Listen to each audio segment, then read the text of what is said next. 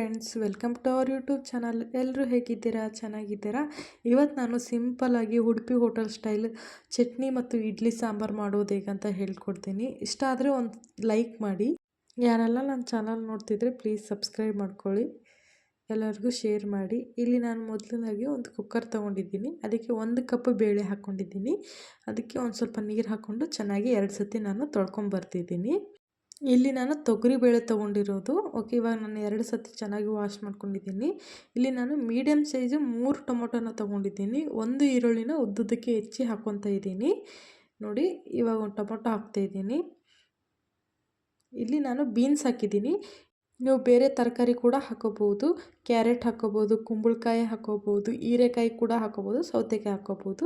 ನನ್ನ ಹತ್ರ ಬೀನ್ಸ್ ಒಂದೇ ಇರೋದ್ರಿಂದ ನಾನು ಅದೊಂದೇ ಹಾಕ್ಕೊಂಡಿದ್ದೀನಿ. ಒಂದು ಸ್ವಲ್ಪ ಶುಂಠಿ ಬೆಳ್ಳುಳ್ಳಿ ಪೇಸ್ಟ್ ಹಾಕಿ ನೀರು ಹಾಕಿ ಒಂದು 4 ವಿಸಿಲ್ ಹೊಡೆಸ್ಕೊಂಡಿದ್ದೀನಿ. ಓಕೆ, ಇವಾಗ ವಿಸಿಲ್ ಆರಿದೆ. ನೋಡಿ ಯಾವ ಥರ ಕಾಣ್ತಿದೆ ಅಂತಂದು. ಓಕೆ, ಈ ಥರ ಆಗಿದೆ ನೋಡಿ. ಇವಾಗ ಬೇಳೆ ಮಾತ್ರ ಚೆನ್ನಾಗಿ ಬೆಂದಿದ್ವು. ನೋಡಿ, ಚೆನ್ನಾಗಿ ಬೆಂದಿದೆ ನೋಡಿ ಬೇಳೆ. ಇವಾಗ ಇದನ್ನು ಚೆನ್ನಾಗಿ ಮುಗಿಸ್ಕೊಂಡು ಬರ್ತೀನಿ, ಅಂದರೆ ರುಬ್ಕೊಂಡು ಬರ್ತೀನಿ. ಓಕೆ, ಇವಾಗ ಚೆನ್ನಾಗಿ ರುಬ್ಕೊಂಡಿದ್ದೀನಿ ನೋಡಿ.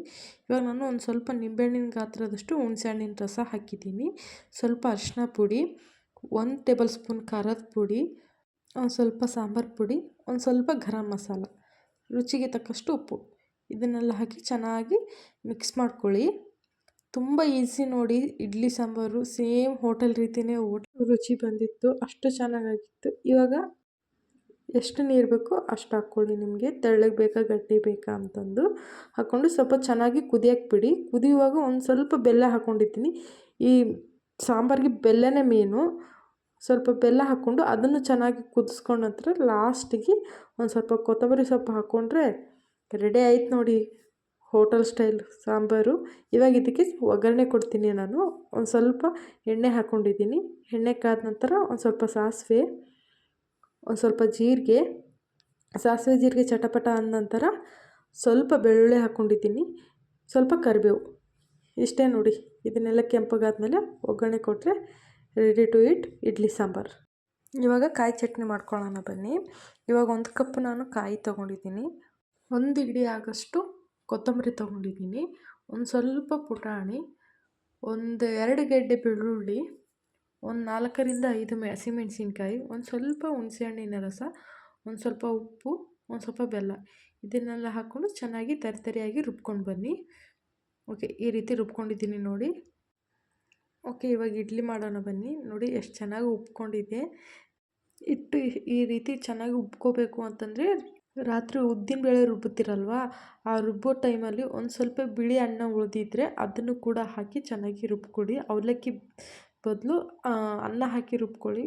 ಆವಾಗ ಇನ್ನೂ ಹಿಟ್ಟು ಚೆನ್ನಾಗಿ ಬರುತ್ತೆ. ಈ ರೀತಿ ಉಬ್ಕೊಂಡು ಬರುತ್ತೆ. ಇವಾಗ ನಾನು ಇಡ್ಲಿ ತಟ್ಟೆಗೆ ನಾನು ಎಣ್ಣೆ ಎಲ್ಲ ಚೆನ್ನಾಗಿ ಸವರ್ಕೊಂಡು ಈ ಹಿಟ್ಟನ್ನು ಹಾಕ್ತಾಯಿದ್ದೀನಿ ನೋಡಿ. ಇವಾಗ ಈ ಕಡೆ ಕುದಿಯೋಕೆ ಇಟ್ಟಿದೆ ಒಂದು ಪಾತ್ರೆಯಲ್ಲಿ ನೀರು. ಪ್ಲೀಸ್ ಈ ವಿಡಿಯೋ ಇಷ್ಟ ಆದರೆ ಲೈಕ್ ಮಾಡಿ, ಶೇರ್ ಮಾಡಿ, ಕಮೆಂಟ್ ಮಾಡಿ ಹೇಳಿ ಯಾವ ಥರ ಬಂದಿದೆ ಅಂತಂದು. ನೆಕ್ಸ್ಟ್ ಯಾವ ರೆಸಿಪಿ ಬೇಕಂತಂದು ಅದನ್ನು ಕೂಡ ಕಮೆಂಟ್ ಮಾಡಿ.